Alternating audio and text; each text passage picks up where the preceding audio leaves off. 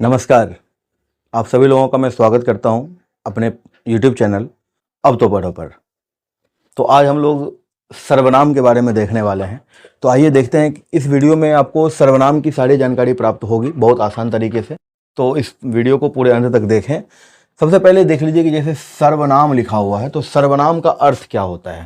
सबसे पहले हम इस पर गौर फरमाएंगे कि सर्वनाम मतलब यहाँ पे देखिए सर्व और नाम। सर्व का मतलब होता है सब और नाम का मतलब हो जाएगा संज्ञा। अब देखिए संज्ञा जितने भी हैं सारे संज्ञाओं के स्थान पर प्रयोग किए जाने वाले जो शब्द होते हैं उसे हम क्या कहेंगे, सर्वनाम कहेंगे। ठीक है, संज्ञा के स्थान पर प्रयोग किए जाने वाले शब्दों को सर्वनाम कहते हैं। जैसे कि मानव देर से घर पहुंचा क्योंकि उसकी ट्रेन देर से चली थी, है ना।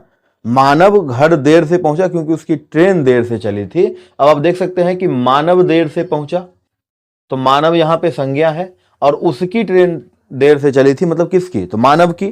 तो संज्ञा के जगह पर जो शब्द का इस्तेमाल करेंगे, प्रयोग करेंगे, उसे सर्वनाम कहते हैं। हमेशा ध्यान रखें इस बात को। अब आगे हम बढ़ते हैं कि सर्वनाम के भेद कितने होते हैं, सर्वनाम के प्रकार कितने होते हैं। तो देख लीजिए, कह रहा है कि उपयोग के आधार पर सर्वनाम के 6 प्रकार होते हैं।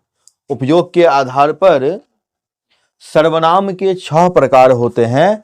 जैसे कि पुरुषवाचक सर्वनाम, निजवाचक सर्वनाम, प्रश्नवाचक सर्वनाम, संबंधवाचक सर्वनाम, निश्चयवाचक सर्वनाम और अनिश्चयवाचक सर्वनाम। अब देखिए ये जो 6 प्रकार के हैं, जैसे कि कह रहा है कि पुरुषवाचक सर्वनाम। तो पुरुषवाचक सर्वनाम मतलब क्या, नाम को ही देख लीजिए। पुरुषवाचक मतलब, है ना, यहां पे कह रहा है कि वह सर्वनाम जो पुरुष या स्त्री जाति के लिए हो, पुरुष या स्त्री जाति के नाम के जगह पर, नाम के स्थान पर प्रयुक्त हो या फिर इस्तेमाल हो, उसे क्या कहेंगे हम लोग, पुरुषवाचक सर्वनाम कहेंगे। किसी भी पुरुष या स्त्री के नाम के जगह पर इस्तेमाल होने वाले शब्द को, सर्वनाम को हम लोग पुरुषवाचक सर्वनाम कहेंगे। जैसे कि पुरुषवाचक सर्वनाम के 3 प्रकार होते हैं।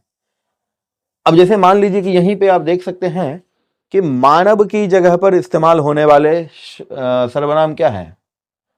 अब देख सकते हैं कि मानव देर से घर पहुंचा क्योंकि उसकी ट्रेन लेट थी। आप देख सकते हैं, जैसे मान लेते हैं कि एक कि हम लोग कहेंगे कि नरेंद्र मोदी जी आए और उन्होंने भाषण दिया। तो ये उन्होंने शब्द का, सर्वनाम का जो इस्तेमाल है वो नरेंद्र मोदी जी के लिए है ना। तो नरेंद्र मोदी जी यहां पर क्या हो गए, एक किसी पुरुष का नाम है, पर्सनल नाम है, व्यक्तिगत नाम है, और उनकी जगह पर जब हम किसी सर्वनाम का इस्तेमाल करेंगे उसे हम लोग सिंपली कह सकते हैं पुरुषवाचक सर्वनाम। अब इसमें 3 प्रकार में देख सकते हैं, उत्तम पुरुष, मध्यम पुरुष और अन्य पुरुष। उत्तम पुरुष क्या होता है, मध्यम पुरुष क्या होता है और अन्य पुरुष क्या होता है, इसके बारे में समझिए। उत्तम पुरुष मतलब बोलने वाला, उत्तम पुरुष मतलब बोलने वाला, मध्यम पुरुष मतलब सुनने वाला, मतलब जिससे बोला जाए, जिससे बात की जाए, और अन्य पुरुष का मतलब होता है जिसके बारे में बात की जाए या बोली जाए। मतलब उत्तम पुरुष बोलने वाला, बोलने वाला मतलब क्या, जैसे मैं बोल रहा हूं, है ना, तो मैं, हम, ये सब उत्तम पुरुष में। अब जैसे मान लीजिए कि तुम एक गिलास पानी ले आओ, तो बोलने वाला मैं उत्तम पुरुष। तुम एक गिलास पानी ले आओ तो मैंने किसे कहा, तो तुमको कहा। तो तुम यहां पर क्या हो गया, सुनने वाला हो गया। और किसके बारे में बोला, पानी ले आओ, तो पानी यहां पे संज्ञा है। लेकिन सर्वनाम की अगर बात करेंगे तो क्या आ जाएगा, अन्य पुरुष में क्या आ जाएगा, वह, यह, है ना। तो इस प्रकार की जो सर्वनाम होंगे उसे हम क्या कहेंगे, उत्तम पुरुष, मध्यम पुरुष, अन्य पुरुष। ये जो है सो पुरुषवाचक सर्वनाम के। जैसे तुम, तो तुम मतलब क्या, तुमको अगर मैं कुछ कह रहा हूं तो तुम्हारा कुछ नाम होगा, तुम्हारे नाम की जगह पर मैंने तुम सर्वनाम का इस्तेमाल किया। मैं एक शिक्षक हूं, तो मैं मतलब क्या, मैं मेरे नाम की जगह पर मैं का इस्तेमाल कर रहा हूं। तो बोलने वाला उत्तम पुरुष, सुनने वाला मध्यम पुरुष, और जिसके बारे में बोली जाए वो अन्य पुरुष। ठीक है, आगे हम लोग बढ़ते हैं, देखते हैं निजवाचक सर्वनाम क्या होता है।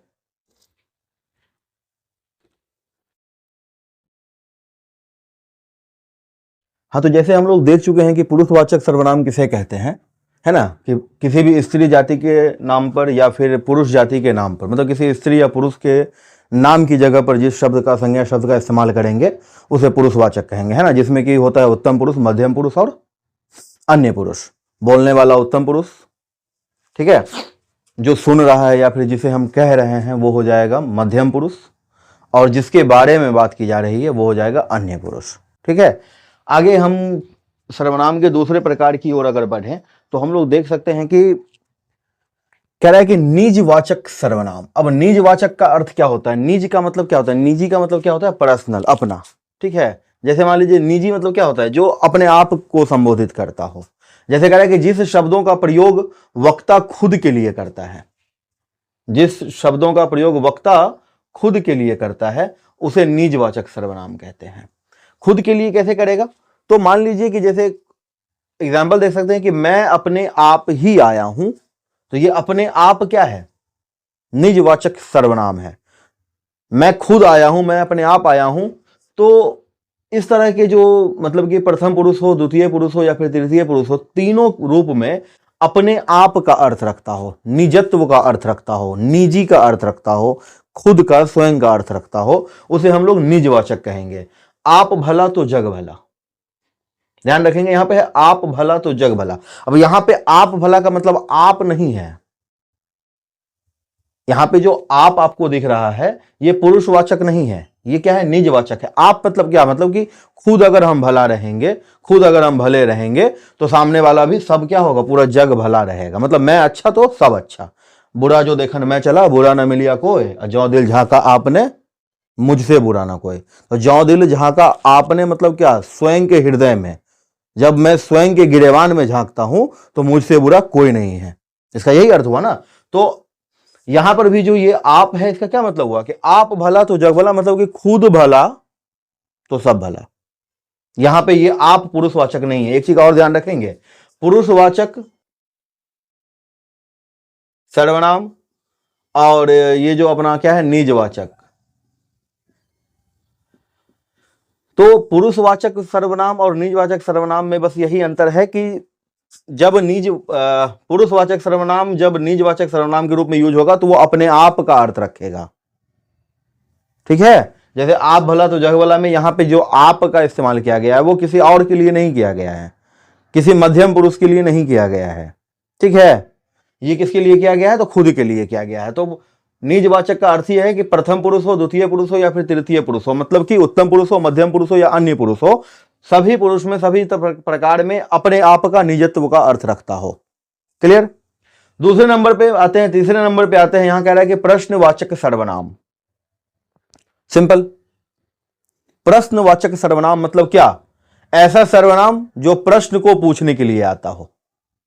जैसे सपोज करते हैं कि आपसे मैं पूछूंगा कि तुम्हारा नाम क्या है, तो यहां जो ये क्या आपके नाम के जगह पर आया है ना, तो नाम के जगह पर, संज्ञा के जगह पर आया है, इसलिए वो सर्वनाम हो गया। और क्या मतलब क्या, क्वेश्चन पूछने के लिए आया है, इसलिए वो प्रश्नवाचक सर्वनाम हो गया। कौन शोर कर रहा है, तो जो भी कर रहा है उसका कुछ नाम होगा, उसके नाम के जगह पर मैंने कौन का इस्तेमाल किया, प्रश्न पूछने के लिए, इसलिए प्रश्नवाचक सर्वनाम हो गया। संबंधवाचक सर्वनाम की बात करें तो वाक्य में संज्ञा तथा सर्वनाम के साथ संबंध बताने वाले। अब देखिए नाम से क्लियर है, संबंधवाचक जो संबंध को बताए। संज्ञा या सर्वनाम में वाक्य में संज्ञा या सर्वनाम का जो संबंध स्थापित करने के लिए आता है, संबंध बताने के लिए आता है, उसे संबंधवाचक कहेंगे। जैसे मान लीजिए कि उसकी, क्या कह रहा है, जैसे उसकी, जिसकी, जो, सो, इस तरह के जो शब्द होंगे जो वाक्य में संज्ञा या सर्वनाम के संबंध को स्थापित करता हो किसी अन्य शब्दों के साथ। तो जैसे मान लीजिए कि जो कहा गया वही करो, जो कहा गया वही करो, तो यहां पे जो है और वही है। ये क्या है? एक ऐसा सर्वनाम है जो कि दूसरे शब्दों के साथ जोड़ रहा है। जो कहा गया वही करो, मतलब क्या? उतना ही करना जितना कहा गया है। तो उतना ही, जितना ही, जो, सो, उसका, उसकी, ये सब संबंध बताने के लिए होता है। यह घर उसका है, तो घर है ना, यह घर उसका है, तो जिसका है उसके साथ संबंध स्थापित करने के लिए ये वर्ड आया है, ये शब्द आया है, ये सर्वनाम आया है, इसलिए इसको संबंधवाचक सर्वनाम कह देंगे।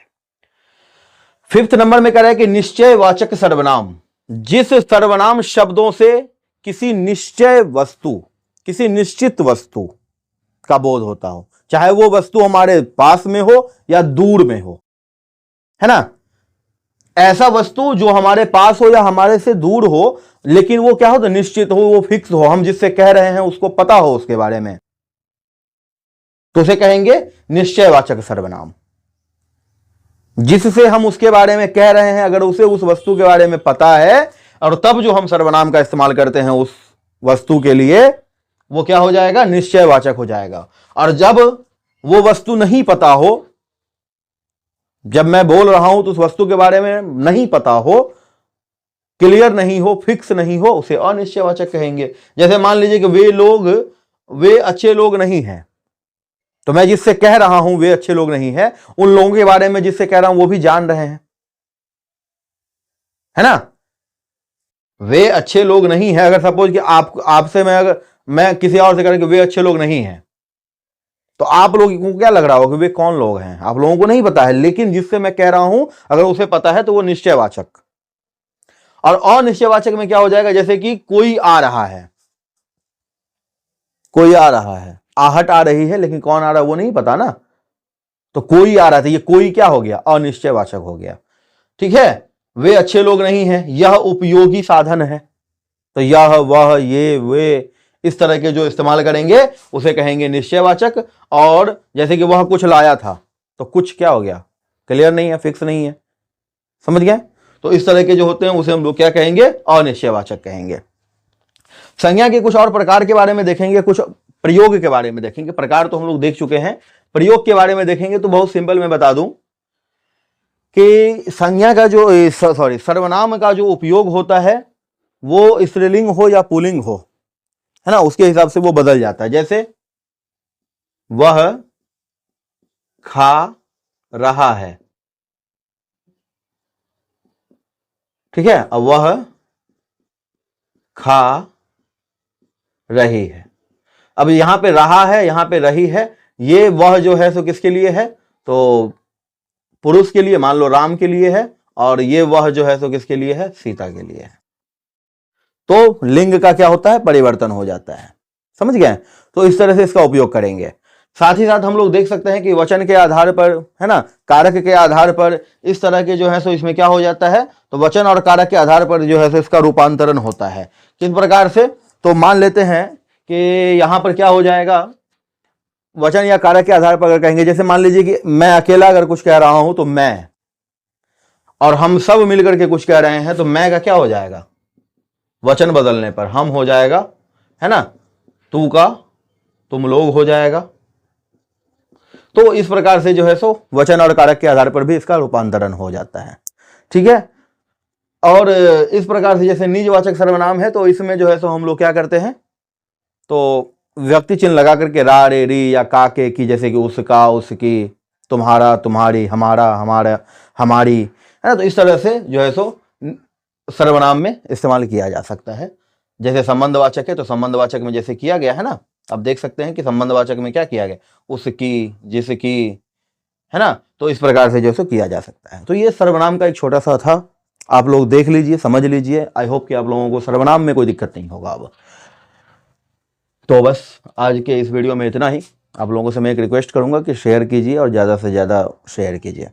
चैनल पर नए हैं तो सब्सक्राइब कर लीजिए, बेल आइकन को दबा दीजिए ताकि जो है सो नोटिफिकेशन आता रहे। धन्यवाद।